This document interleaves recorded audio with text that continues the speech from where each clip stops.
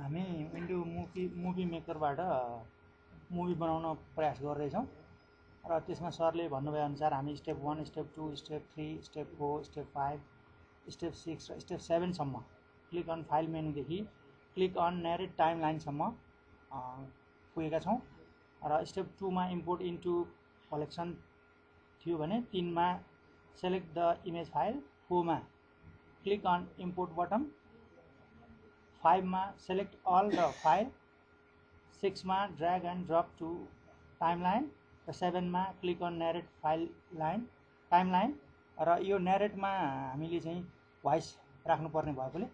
1 मिनेटको लागि click on start नरेसनमा click गरेर म चाहिँ यो बोलीलाई रेकर्ड गर्दैछु। धन्यवाद। ओके, अब त्यसपछि हामी केमा क्लिक गर्छौँ? स्टप